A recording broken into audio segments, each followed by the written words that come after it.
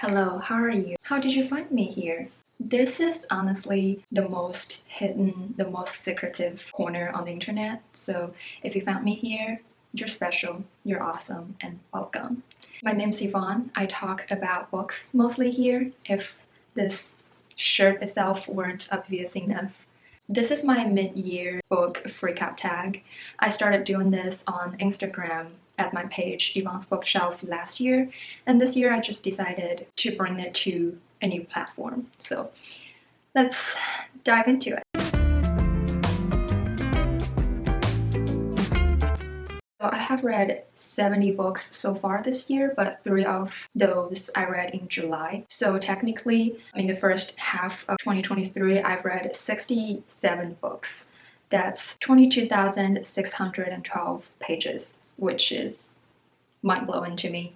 My top 5 read genres are literary, classics, contemporary, mystery, and thriller, which is very accurate to describe my reading taste. Top 5 moods: reflective, emotional, dark, mysterious, tense. I'm not all that sunshine and rainbows when it comes to reading. Okay, so much for the general stats. Let's now talk about the questions in this tag. Favorite book I've read so far? It's so difficult to pick just one. I hope to make another video dedicated to this question because there are several that I would love to talk about. But if I could only pick one, it's Farewell to Arms by Ernest Hemingway. This book, oh my god, this book had me sobbing. Like, not just shedding a couple tears, I was sobbing, and I'm still recovering from it. The last page, if you know, you know. So in this book, we follow an American soldier, Hemingway himself, and a nurse in the front line of World War I. There wasn't necessarily battlefield scenes. It was much more about their daily life as soldiers and other people at the front line. Hemingway's writing is so raw and just honest. He doesn't really care to use beautiful prose. He just straight up tells you this is what's going on. This is what happened, which makes sense because he was a journalist. But the way he serves you straight the bloodiness and the raw flesh, it hits so differently. It still hurts me. It still hurts me to think about it.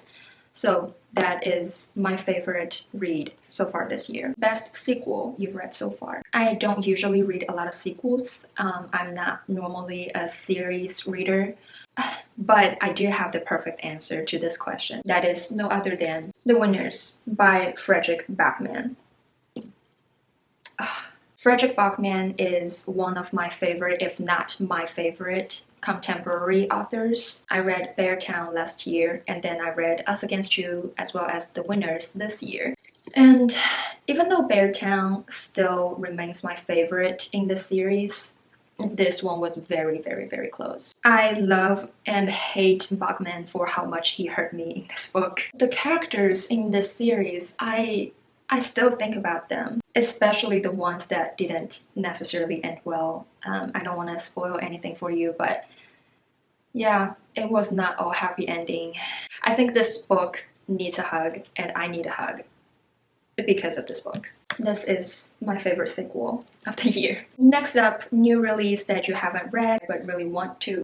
Bang Moon by Tao Tai. I'm so sorry if I'm not saying that right. This was very kindly sent to me by the publisher. Thank you so much. This is a multi-generational tale about a grandmother, a mother, and a daughter, and it spans many years. It goes from 1960s Vietnam to modern day Florida. Anything about a grandmother and a granddaughter always interests me because I lost my grandmother when I was fairly young, but she was such a big part of my life. I still think about her all the time. She really made me who I am. So yeah, anything about a grandmother and a granddaughter dynamics, I'm here for it. That's this one. Most anticipated release for the second half of the year.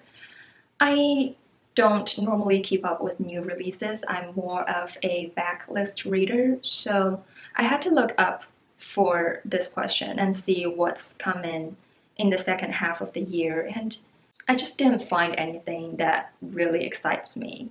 Yeah, so unfortunately I have no answer to that question.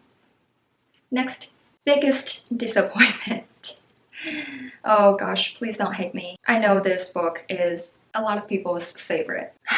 But disclaimer, biggest disappointment means that I had really high hope about this book and it didn't really live up to my expectation. It does not by any means mean that it's the worst book I've ever read. So keep that in mind. My biggest disappointment of the year, The Secret History by Donna Tartt. I know. I really had high hopes about this one. It just sounded like everything that I would ever enjoy. It's the OG of dark academia, which I love. It's got a murder, it's got suspense. It's about these brilliant, pretentious, morally gray people. Everything sounds perfect to me, but it just, I didn't like this as much as I thought I would. It's so long. This book is over 500 pages and in my opinion it just does not need to be that long. The pace is so slow. I mean, I admire Donna Tartt's writing. I think she writes really gorgeous prose, but it doesn't have to be that long. This book could very well be a 300-page book. And although I love morally questionable characters, some of the choices these characters made just don't make sense to me, and I think some of them are really not necessary, like they're disturbing to read, and I just don't think they really do much for the book. So pretty disappointed. The Secret History. Okay, on the other hand, we have The Catcher in the Rye as the biggest surprise of the year so far. This one, oh my god, I really didn't expect to like it at all. I don't know why. It's like the most hated classics almost. Why do so many people hate this book? I have a theory. I think this book is often seen on so many like high school summer reading lists, and I think when you're in high school, maybe you're just not able to really understand or really see through this book. That's my theory. If you hate this book, did you read it in high school? If yes, maybe it's your sign to pick it up again. I read this as the April pick of Game of Tomes book club hosted by Emma over at the YouTube channel Emmy and Carolyn over at Carolyn Marie Reads. And I had such a good time. I ended up giving this 4 stars. It was so funny. I laughed out loud several times reading this, but at the same time, I felt so bad for our main character. The loneliness and the trauma he brings with him was kind of painful to read. And I just think J.D. Salinger did such a great job writing about this character who calls everybody a phony because he just doesn't know anymore how to live his life, how to love people, how to express his love for this world. Yeah, I'm so glad I read this. I don't know how I managed to dodge this for 20-something years in my life because this was literally everywhere as I grew up. But I'm very glad. I think this is a very perfect time to have encountered this book and be able to actually appreciate and understand it. So that's The Catcher in the Rye. Next question is my new favorite author, Ernest Hemingway. No question. He's the man. New fictional crush. None.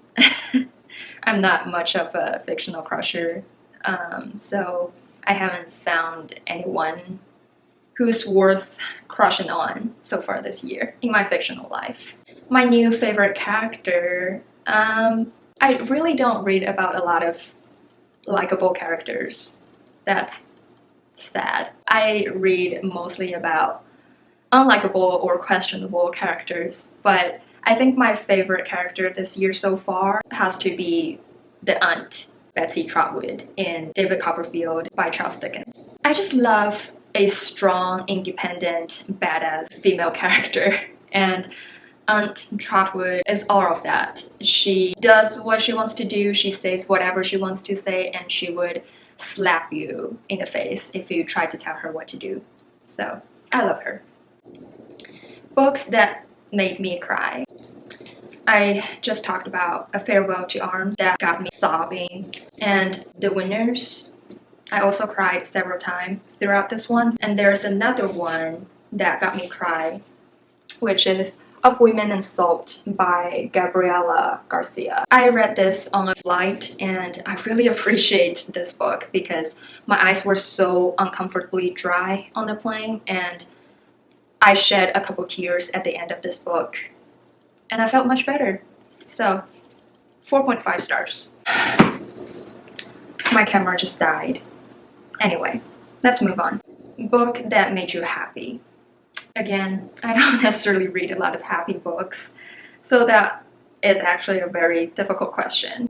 But Emma by Jane Austen. This is my second Jane Austen book, and I didn't like it as much as I liked Pride and Prejudice. I know this is a lot of people's favorite of Austen. I just thought it was a little too repetitive and the characters sometimes get on my nerves. And maybe at the time I was just not really interested in a lot of balls, parties, gossips. But I think the bubbliness and the character development of Emma still make me smile. That, and I just think Jane Austen is probably the only classics author that I know of who does not break your heart. So that's Emma. Thank you for making me happy. Most beautiful book you've bought so far this year. Oh, I'm so excited. Look at that. Look at that. This is The Garden of Eden by Ernest Hemingway. Wow. I thrifted this. Doesn't this just look like it belongs to an art gallery or one of those books that you just put on a coffee table only to look at? But it's also Ernest Hemingway. So I'm actually gonna read it. I love it. I love it so much. It's so beautiful. Most gorgeous book I bought this year. We're almost there. Next question is, what book do you need to read by the end of 2023? And I have the same answer to this question as last year because I failed it last year. I don't want to fail again this year, but I'm so scared. I'm so scared to give you my answer. It's War and Peace by Leo Tolstoy. The fonts in this one are so ridiculously small. Why? Why are they so small? I started reading Anna Karenina last November or December. I finished reading it this January and I fully, wholeheartedly loved it. So it gives me a lot of hope about this one. But this one is just, isn't that the most intimidating book? You know? Like, tell me a book that's more intimidating than War and Peace. I'll wait for your answer right here. I'm not hearing anything. It's going to happen. It's going to happen. It's going to be this year. I said it. Okay. Okay. We are almost done. Almost. The last question. A lot of people skip this question and I don't understand. I don't know why. It's such a good question. It's your favorite book community members. I have multiple. I love and appreciate all my friends on my Instagram who read books with me, who talk about books with me in the comment section and in my DMs. Thank you. Thank you for being so awesome. At the same time, I want to mention my literally sunshine, the most beautiful, loveliest people on BookTube.